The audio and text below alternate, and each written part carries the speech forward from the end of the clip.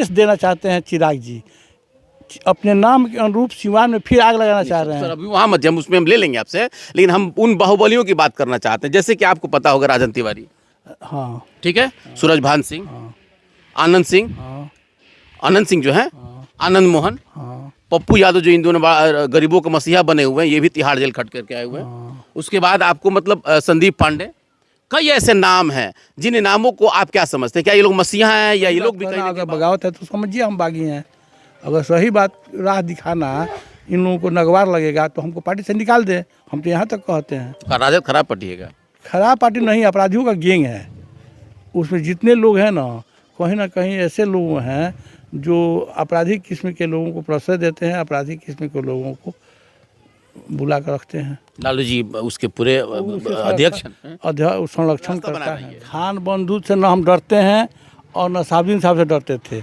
हम कहाँ के रास्ता ढूंढ रहे हैं, जिनका रास्ता ढूंढना हम पूछना चाहते हैं सिवान के लोगों से कि 11 बरस का लड़का रामाकांत पहले बात समझ लीजिए, आप मेरे ही चैनल पे यस 24 न्यूज़ पे आपने कई लोगों का नाम रखा था, आपने कहा था कि दौड़ा करके गोली मारते हैं, नाम नहीं लेंगे अपराधी। तो फिर आप समझौता कैसे कर लिया? कहाँ समझौता किए बताइए? साथ में तो रहते हैं ना आप। साथ में रहना अलग बात, उनके साथ उनके इशारे पर हम गोली मारते हैं किसी को। संविधान को आप मानते हैं कि नहीं? हम संविधान को मानते हैं, कानून को मानते हैं कि नहीं? कानून को मानते हैं, देश के जो कानून है उसके मानते हैं कि नहीं? मानते हैं। मोदी जी को ही मानते होंगे आप? मोदी उन्हीं के तैयार में ये सब खेल हो रहा है यार। टैग लगाया जा रहा है। आप मानते हैं कि नहीं कि वो अपराधी हैं कि नहीं, पहले ही बताइए। आप मानते हैं कि नहीं, पहले ही बताइए। कैसे कोई पत्रकार कैसे किसी को मान लेगा अपराधी? हम कोई जज थोड़ी हैं। हम भी जज नहीं हैं, लेकिन आप तो सीधे कह रहे हैं कि उनको पैसा लेकर छोड़ दिया गया। लेकिन हम अपराधी नहीं हैं तो हम पर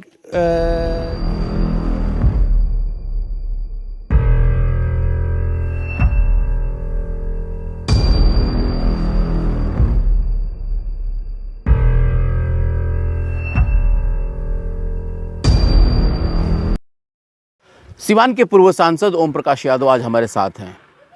अगर देखा जाए तो लगभग 2 दिनों से ये फेसबुक पोस्ट पे आकर के कई तरह के इनका बयान आ रहा है। इसको लेकर के देखा जाए तो सिवान की राजनीति का इन दिनों उबाल पे है ये, इसलिए क्योंकि जिस तरीके से 15 तारीख को खान बंधु एलजेपी ज्वाइन किए, ये एलजेपी ज्वाइन करने के बाद सिवान की राजनीति में एक तरह से उथल पुथल मचा हुआ है। लेकिन सबसे ज़्यादा उथल पुथल तब मचा जब पूर्व सांसद ओम प्रकाश यादव ने अपने फेसबुक पोस्ट पे आकर के खान बंधु को तो कहीं ना कहीं उन्होंने टैग किया ही, लेकिन कल जो इनका पोस्ट आया हुआ है कहीं ना कहीं एक तरह से देखा जाए तो एनडीए को भी इन्होंने टारगेट में ले लिया है। हालांकि अपनी बेबाक बातों के लिए जाने जाते हैं और हमेशा खुल करके अपनी बात को मीडिया के सामने रखते भी हैं। आज हमारे साथ हैं, मैं इन सारी चीज़ों को समझने की कोशिश करूँगा। बहुत स्वागत है आपका। पूरे दर्शकों को और आपके चैनल के सारे टीम के सदस्यों को मेरे तरफ से हार्दिक शुभकामनाएं। जी हम सीधे बस बात करेंगे, ज़्यादा नहीं घुमा फिरा करके, बस सीधे बात करेंगे कि जिस तरीके से एलजेपी में खान बंधु की ज्वाइनिंग हुई और आपका इधर से फेसबुक पोस्ट पे यानी कि एक तरह से वार आपने कर दिया, क्या कुछ ऐसा मामला है, ज़रा इसके बारे में बताएं। देखिए, वार नहीं किया। एक तरफ प्रधानमंत्री जी कहते हैं कि सभ्य भारत बनाना है, विकसित भारत बनाना है, और चिराग पासवान कहते हैं कि बिहार फर्स्ट, बिहारी फर्स्ट।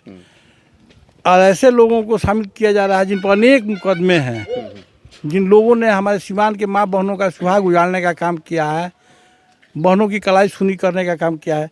तो हम पूछना चाहते हैं कि कैसा बिहार और कैसा देश आप बनाना चाह रहे हैं? एनडीए गठबंधन में अगर देश की जनता अपना विश्वास व्यक्त कर रही है, उस आड़ में ऐसे लोग आ करके सांसद बन रहे हैं, विधायक बन रहे हैं, तो भला करें भगवान कि ऐसे लोगों से हम लोगों को निजात मिले। आपके निशाने पे आखिर कौन है, किसके बारे में बात कर रहे हैं आप?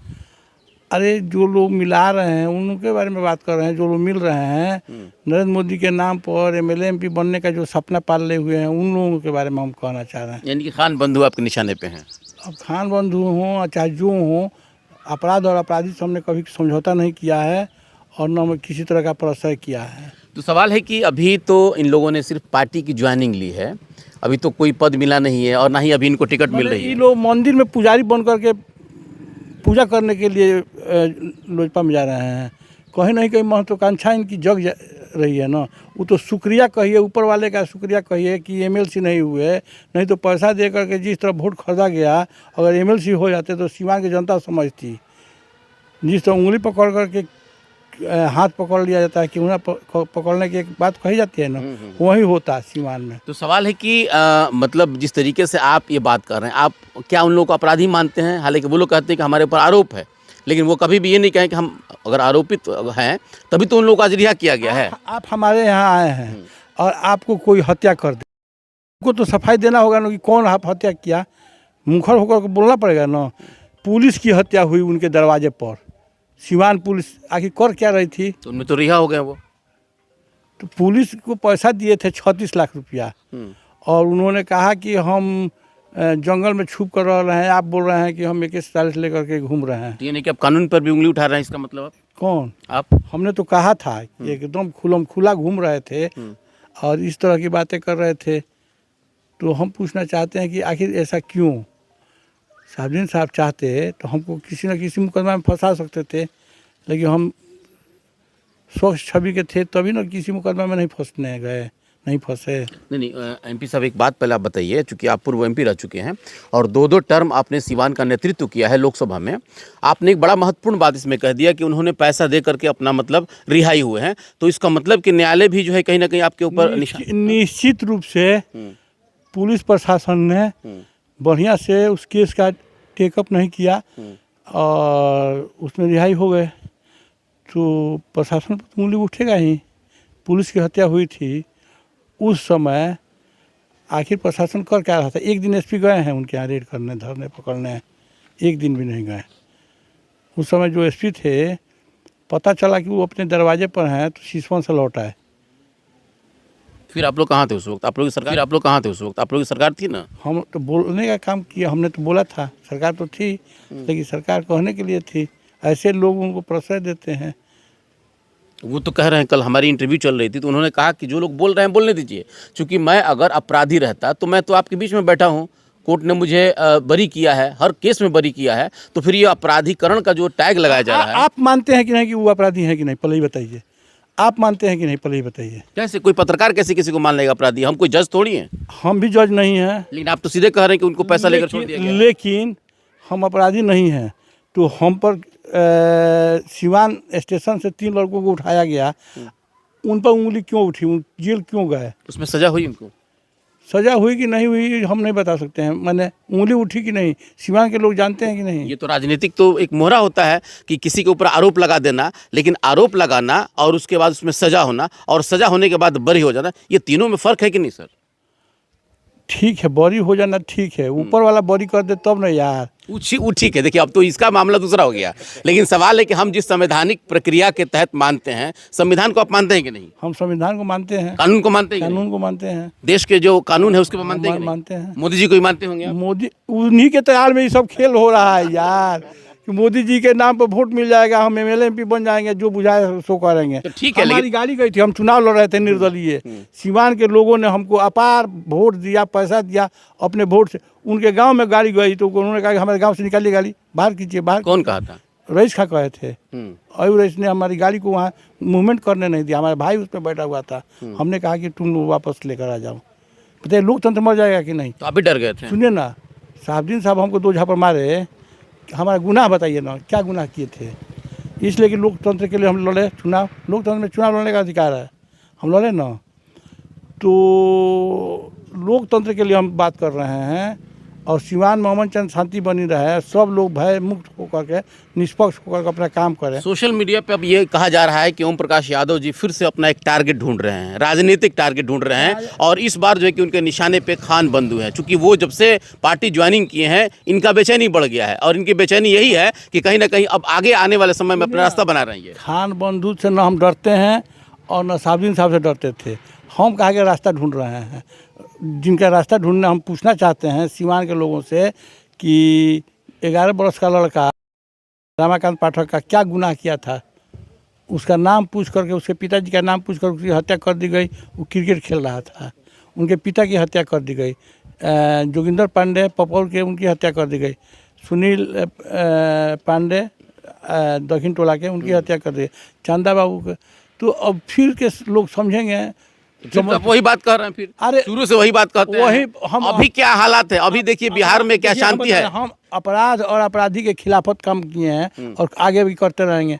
हम वोट की राजनीति नहीं करते हैं, जनता चाहेगी तो हम जीतेंगे, नहीं चाहेगी हम हार जाएंगे। चलिए MP साहब आप एक मिनट, 178 वोट से हम हार गए ना, विधानसभा का चुनाव, वहीं जनता हमको लोकसभा भेजी ना, तो जनता के भरोसे हम रहते हैं, जनता की बात करते हैं। चलिए, पूर्व एमपी साहब, आप एक बात पहले बताइए, आप बार बार आपराधिक की बात करते हैं कि अपराध और अपराधी कभी समझौता नहीं करते हैं। अच्छी बात है, होना भी चाहिए, क्योंकि अपनी एक विचारधारा है।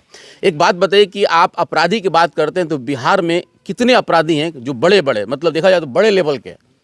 क्या अगर आपको नाम पता है तो बोलिए, नहीं तो हम भी बता देते हैं। आपको तो पता है ना, कम से कम 10 जो लिस्ट है, उस लिस्ट में ज़रा इन लोगों का नाम बता दीजिए आप। उस लिस्ट में तो इन लोगों का नाम है, लेकिन हम इस पूछना चाहते हैं कि क्या संदेश देना चाहते हैं चिराग जी, अपने नाम के देना चाहते हैं चिराग जी, अपने नाम के अनुरूप सिवान में फिर आग लगाना चाह रहे सर, हैं। अभी वहाँ मत जाए, उसमें हम ले लेंगे आपसे, लेकिन हम उन बाहुबलियों की बात करना चाहते हैं, जैसे कि आपको पता होगा राजन तिवारी, हाँ ठीक है, सूरजभान सिंह, आनंद सिंह, हाँ आनंद सिंह जो है, आनंद मोहन, हाँ पप्पू यादव जो इन दोनों गरीबों के मसीहा बने हुए हैं करके आए हुए हैं। उसके बाद आपको मतलब संदीप पांडे, कई ऐसे नाम हैं जिन नामों को आप क्या समझते हैं? क्या ये लोग मसीहा हैं या ये लोग भी कहीं ना कहीं बाहुबली? और बाहुबली हैं ये लोग, जिन लोगों का नाम आप ले रहे हैं वो बाहुबली हैं, और धन बल बाहुबल के भरोसे ये लोग सत्ता के करीब रहते हैं और अपना मन बना काम करते हैं। इनका कभी विरोध किए हैं आप? हमेशा करते रहे। नहीं किए कभी? एकदम नहीं, इन लोगों ने हमारे सिवान को लूटने का काम नहीं किया। सिर्फ यही नहीं, आप इन लोगों का विरोध इसलिए नहीं करते हैं कि ये लोग आपके पार्टी से, मतलब आपके सिवान से नहीं है, इसीलिए? नहीं, हाँ। हमेशा ऐसे लोगों का हम विरोध करते हैं। हमारे दल में जो लोग हैं अपराधी किस्म के, उनका भी विरोध करते हैं। आपके भी दल में कई लोग हैं? कई लोग हैं, उनका भी विरोध करते हैं।